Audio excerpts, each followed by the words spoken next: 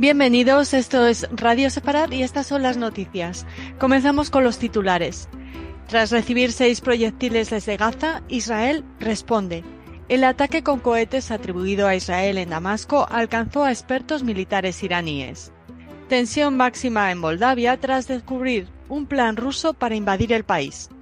Emiratos Árabes Unidos e Israel presentan un buque naval conjunto y estrechan sus lazos militares. Estos son los titulares de las noticias que comenta Jorge Rosenblum. Hola, Jorge. Hola, Raquel.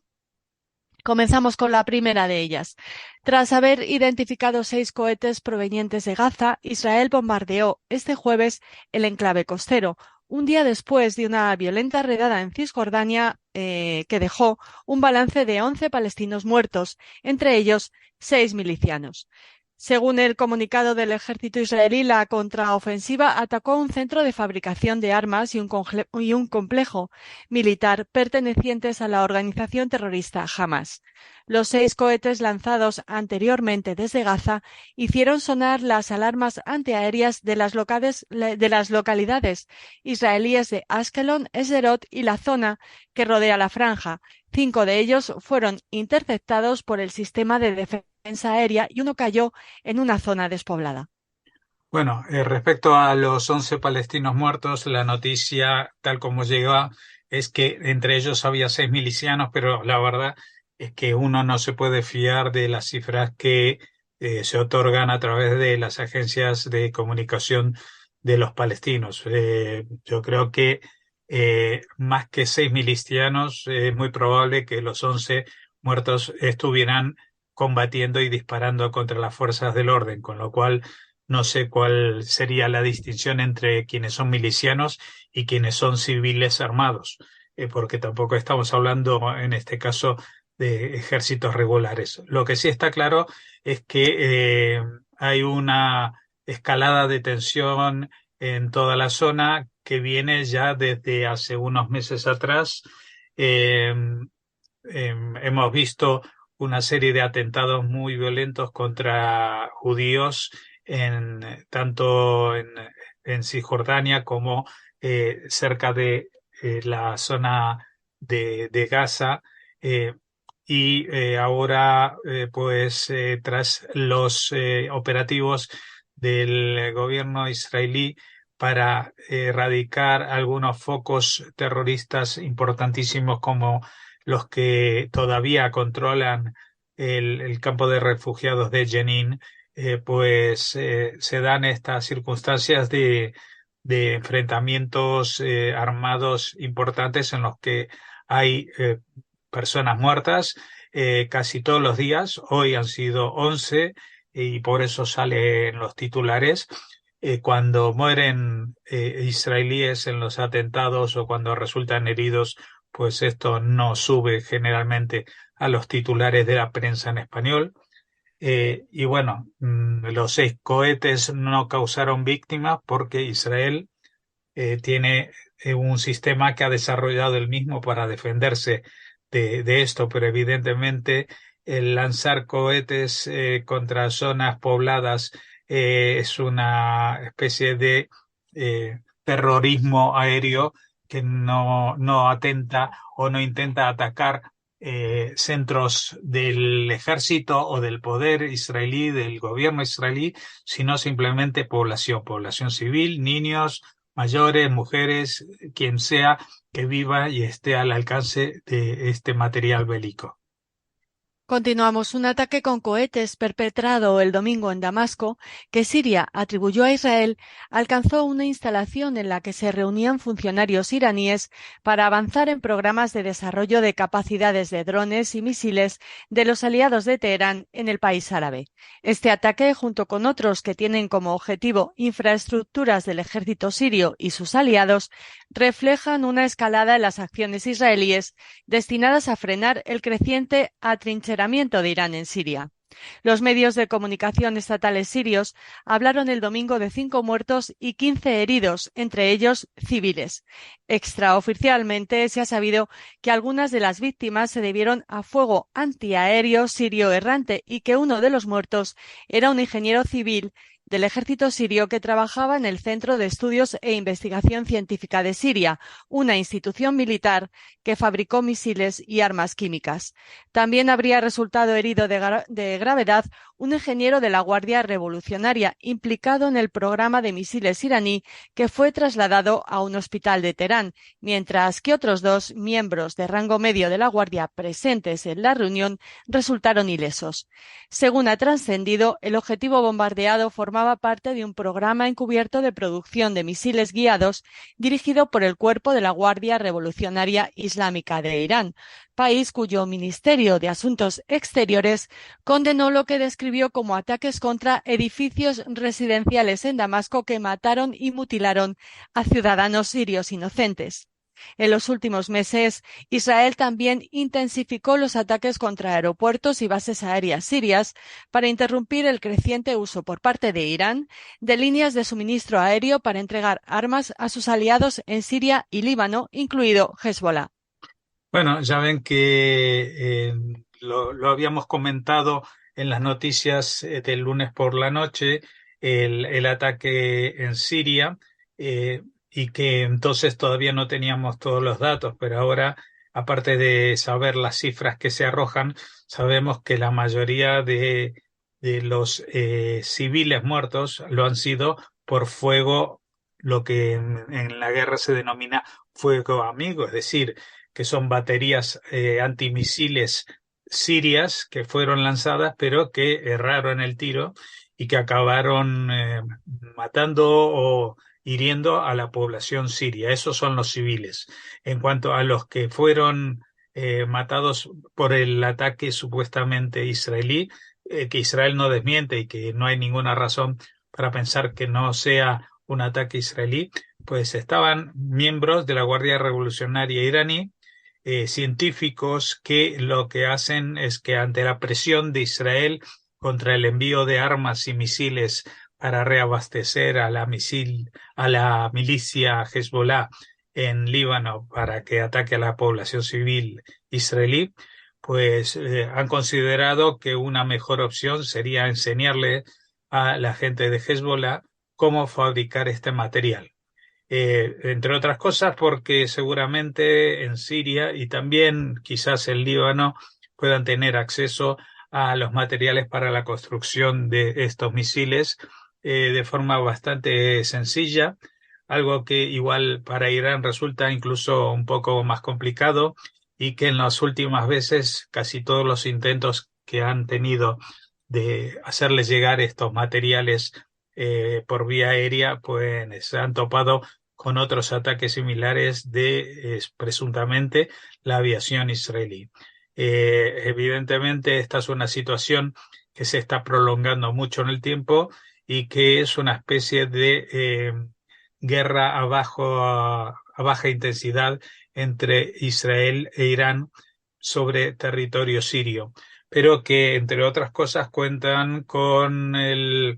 digamos, con la mirada hacia otro lado de la aviación rusa, que es la que controla el espacio aéreo en Siria. Eso por una parte, y por otra parte que muchos de los lanzamientos de misiles se producen desde territorios fuera de Siria, es decir, que son misiles que lanzan los aviones israelíes cuando todavía están o sobre el espacio aéreo israelí o sobre el Mediterráneo o incluso sobre el espacio aéreo libanés.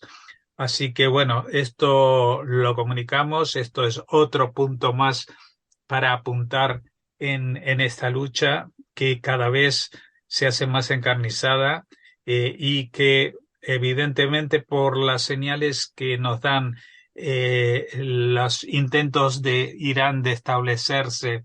y de controlar una milicia subalterna como Hezbollah en la zona, cada vez se les complica más, pues implica que de esto se deduce, mejor dicho,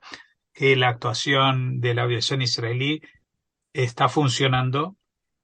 a pesar de que esto impide una reacción, digamos, más libre, entre comillas, contra Rusia por su implicación en la invasión de Ucrania.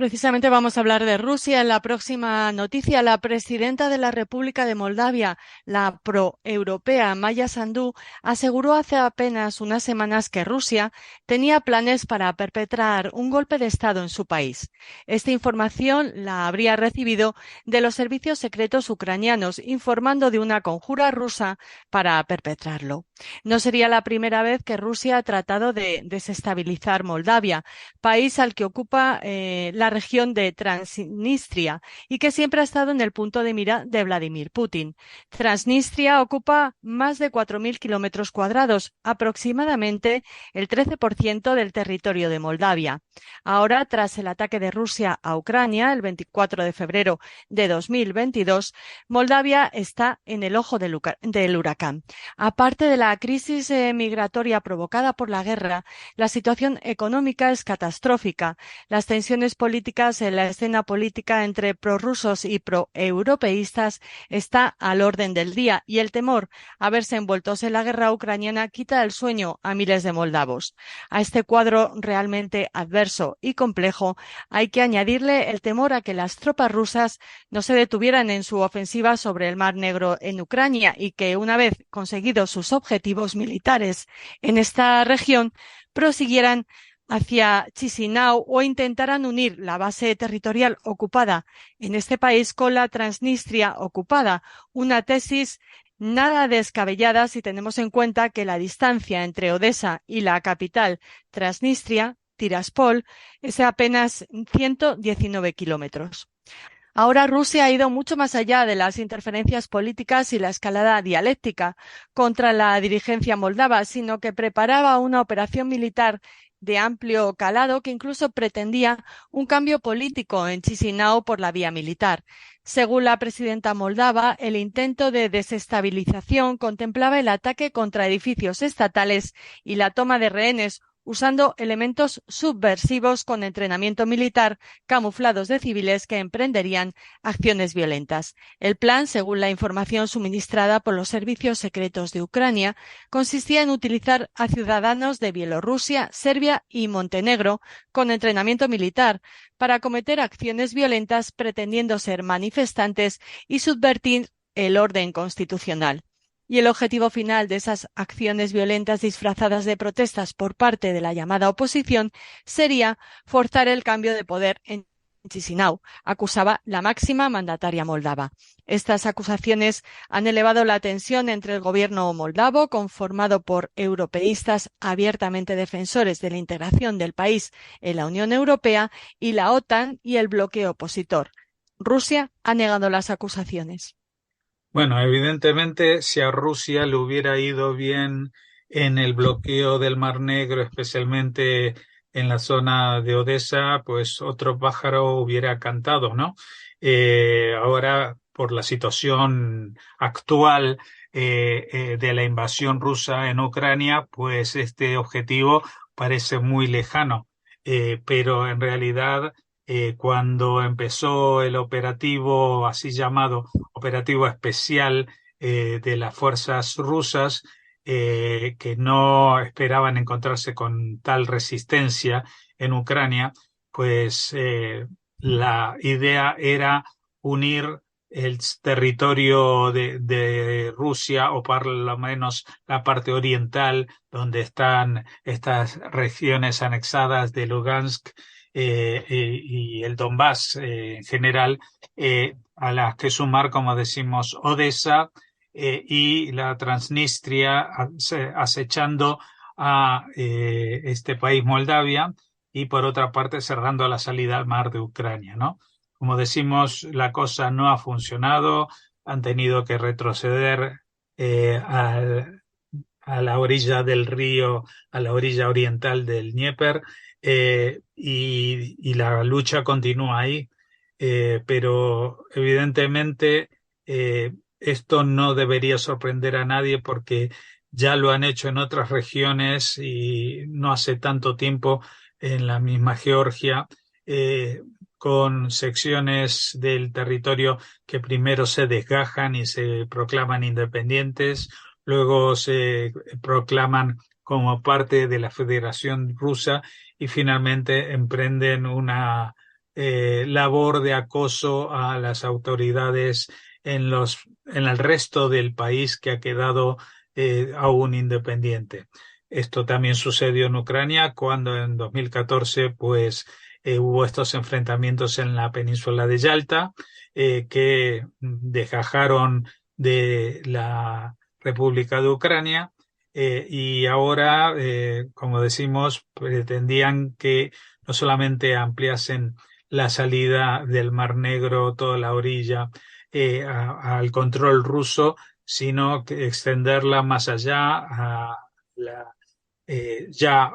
habitual compañera de este tipo de aventuras, la República de Transnistria, y definitivamente para acosar y finalmente derribar al gobierno de Moldavia. Hay que recordar también que Moldavia hasta este momento del derrumbe de la Unión Soviética no había sido un país independiente, sino una parte integral de lo que había sido el reino de Rumanía. Y bueno, hay quien dice que si fuera por ellos, los moldavos se sentirían muy cómodos formando parte de una Rumanía que, aparte de todo, forma ya parte de la Unión Europea y tendrían, por tanto, la protección que también cuenta ese país de las fuerzas de la OTAN, quizás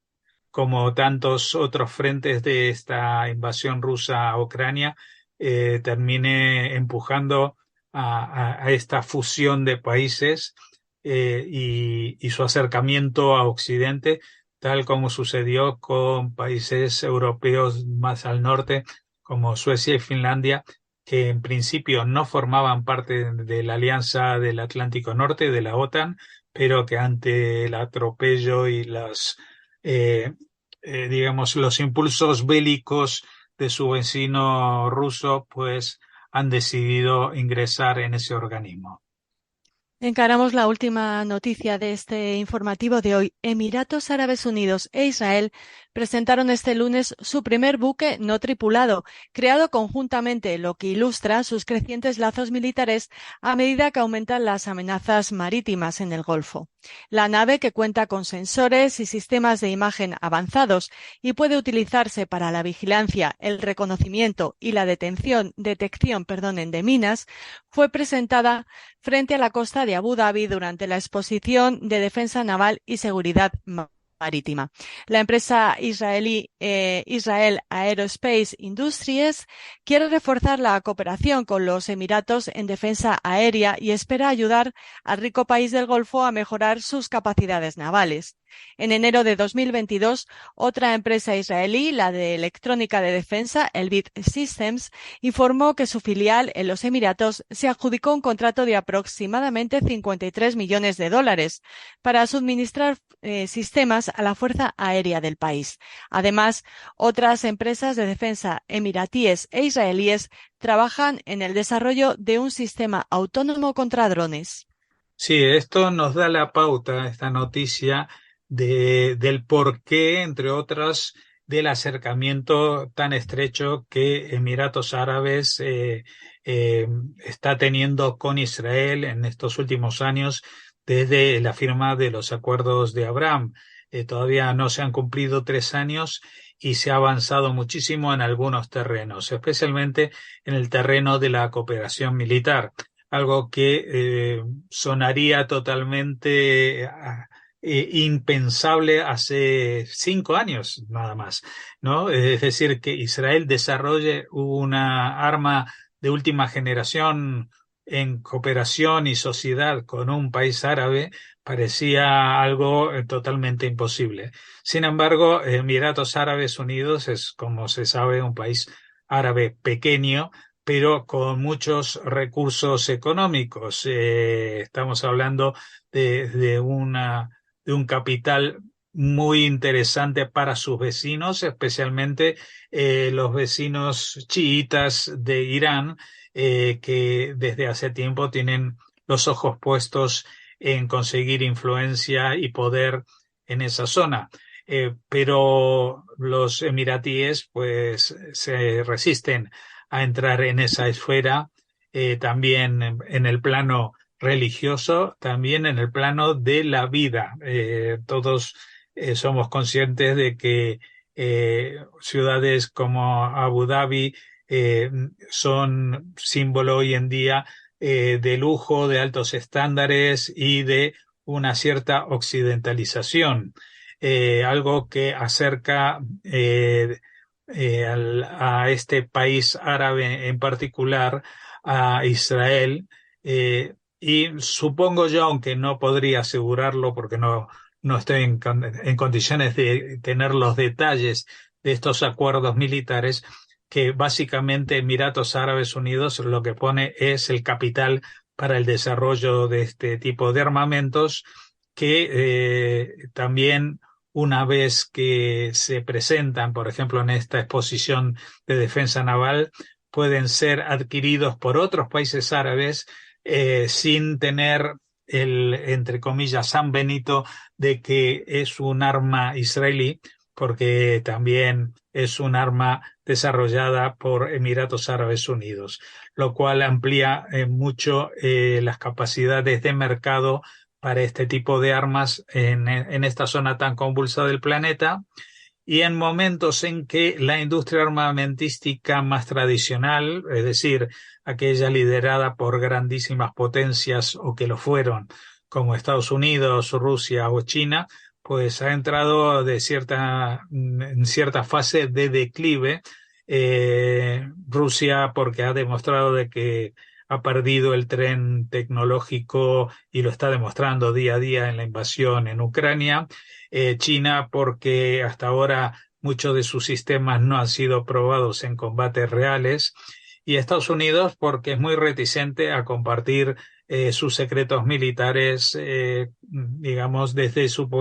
postura de líder del mundo, ¿no? Así que, bueno, estamos en uno de los primeros fotogramas de una película que puede llegar a ser muy sorprendente y en la cual Israel, en cooperación con algunos países árabes, se posicionen como potencias mundiales, no en sí mismas, pero sí en el desarrollo de armamento de última generación, sin tener que depender de los caprichos políticos de otros, como en este caso mencionábamos Rusia, China o Estados Unidos. Pues terminamos así este informativo. Les esperamos el próximo lunes. Que tengan un buen fin de semana y Shabbat Shalom. Shabbat Shalom.